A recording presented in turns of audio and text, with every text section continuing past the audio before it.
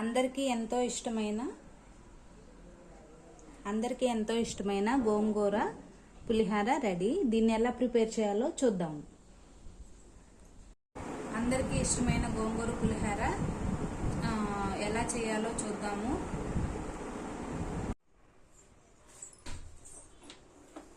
ముందుగా stove on చేసుకొని 2 గ్లాసులు బియ్యం కడిగి పెట్టుకున్నాను. దీనిలో కొంచెం ఆయిల్ వేసుకొని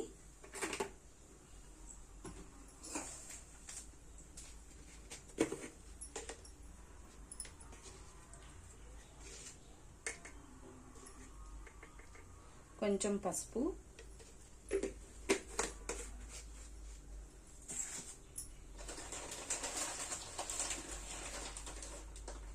కొంచెం ఉప్పు,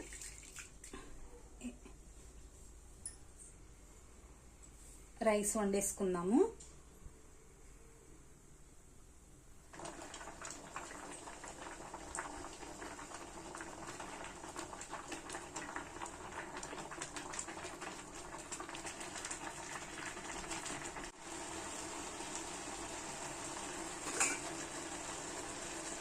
ఆయిల్, పసుపు, ఉప్పు వేసుకున్న రైస్ ఉడుకుతుంది.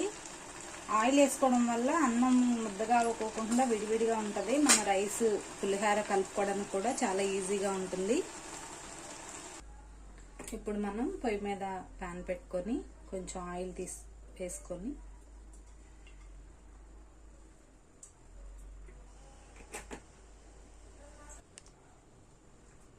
ఆయిల్ వేడయ్యాక మనం కడిగి శుభ్రం చేసుకున్న 2 కట్టలు గోంగూరని ఫ్రై చేసుకున్నాము.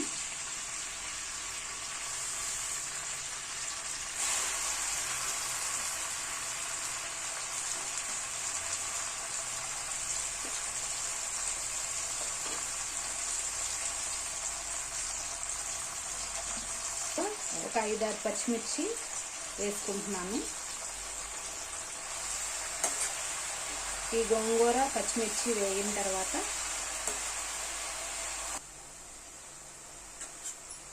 గోంగూర ఫ్రై అవుతుందండి. ఇది ఫ్రై అయిన తర్వాత దీన్ని మనం పక్కకు తీసుకొని చల్లారనిద్దాము.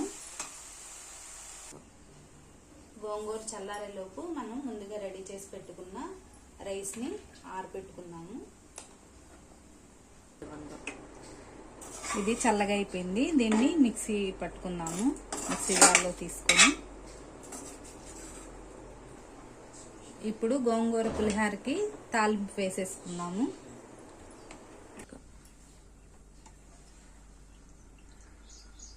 తాలింపు వేసుకుందాము గోంగూర పులిహారకి.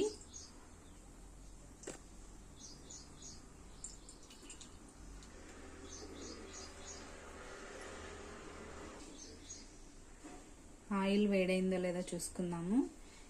ఈ వీడియో కనుక మీకు నచ్చితే లైక్ చేయండి, షేర్ చేయండి, సబ్స్క్రైబ్ చేసుకోండి. ఆయిల్ వేడయ్యాక ఆవాలు చిటపటలాడాలి. కొంచెం మెంతులు,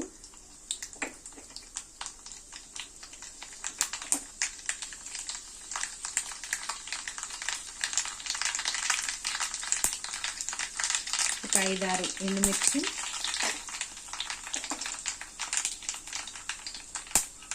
పచ్చిశనగపప్పు,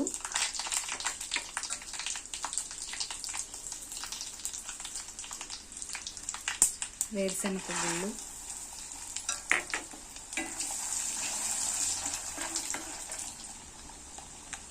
కొంచెం జీడిపప్పు,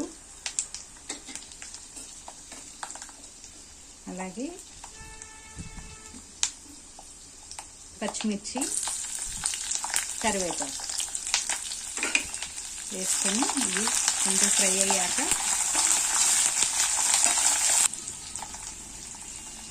కొద్దిగా ఇంగువ వేసుకున్నాము.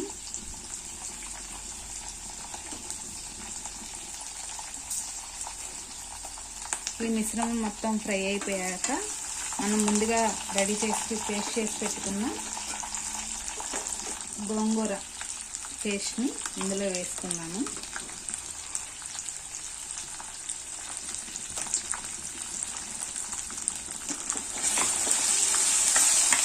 ఆల్రెడీ రైస్లో కొంచెం మనం ఉప్పు వేసుకున్నాము.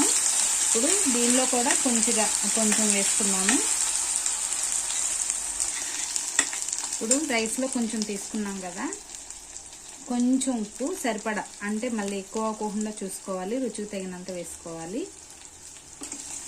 ఇది ఫ్రై అయిపోయింది. దీన్ని ఇప్పుడు మనం రైస్లో కలిపేసుకుందాం. ఇప్పుడు ఈ మిశ్రమాన్ని మనం ఆరబెట్టుకున్న రైస్లో కలిపేసుకుందాము.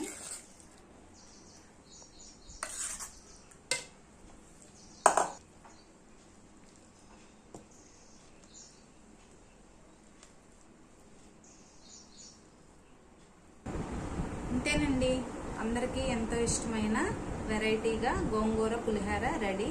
చాలా బాగుంటుంది టేస్ట్. మీరు ట్రై చేయండి, లైక్ చేయండి ఫ్రెండ్స్. వీడియోని నచ్చితే గోంగూర పులిహోర రెడీ.